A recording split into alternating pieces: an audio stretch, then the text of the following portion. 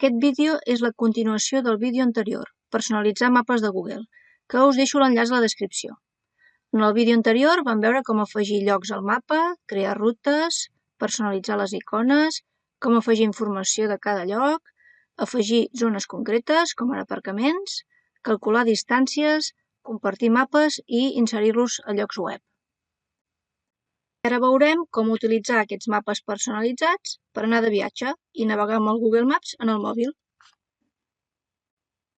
Després d'haver personalitzat el mapa del nostre viatge, que està explicat en el vídeo anterior, ara ja estem de viatge i el primer que fem és obrir el Google Maps al nostre mòbil.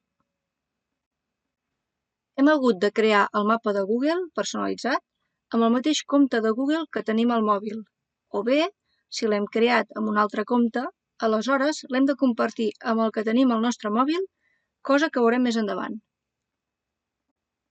Cal activar la ubicació al mòbil, que es mostra amb un punt blau sobre el mapa. Clic a Desats a la part baixa de la pantalla i la fem lliscar cap amunt. Sobre Més i Mapes. Tirant els mapes que hem creat, com també els mapes que hem visitat en llocs web, com els que fan les agències de viatges, ja que aquestes els comparteixen i ens queden desats aquí. Seleccionem el mapa que volem i ja el veiem en pantalla. Si fem un zoom, podem saber, clicant sobre un d'aquests punts, a la distància que estem i el temps que tardarem en arribar.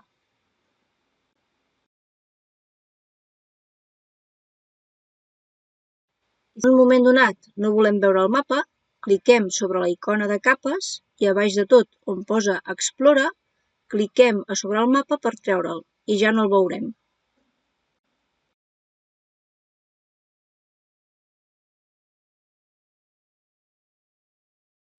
El que està molt bé també és que podem utilitzar mapes sense connexió a internet. Per exemple, en aquest cas volem viatjar a una zona on no hi ha roaming.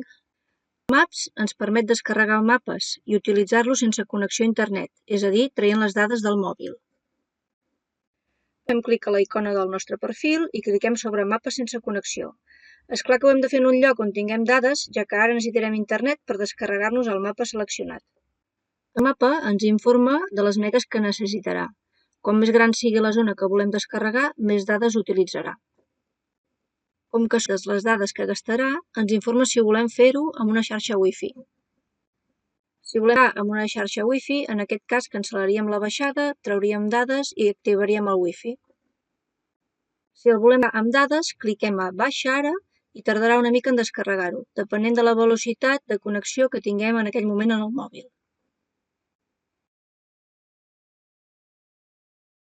Tot ens indica l'estat de la baixada i esperarem.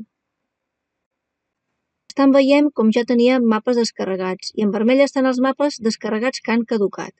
Aquests mapes caduquen, però és tan senzill com tornar-los a activar perquè tornin a funcionar.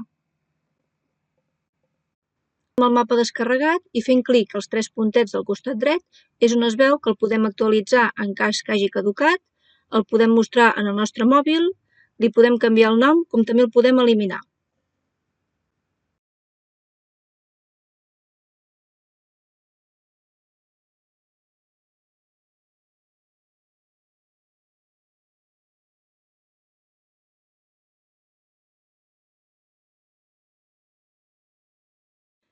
Que tardarà un any a caducar i tanquem aquesta pantalla per la creueta a la part superior de la pantalla. Traiem les dades mòbils posant el mode avió per comprovar que funciona.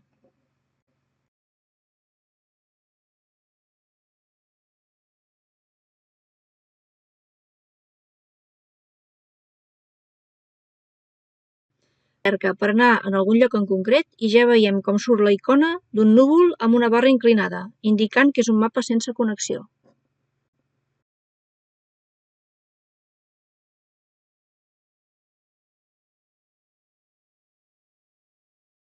Clicacions i ja ens diu la distància i quan tardarem en arribar. Amb aquests mapes sense connexió sí que troba llocs com ara pobles, ciutats i llocs emblemàtics, però no trobarà supermercats, comerços i altres. Fins aquí ja hem vist com podem planificar un viatge que està explicat en el vídeo 1 i com utilitzar-lo per poder viatjar i visitar llocs amb el Google Maps en el mòbil.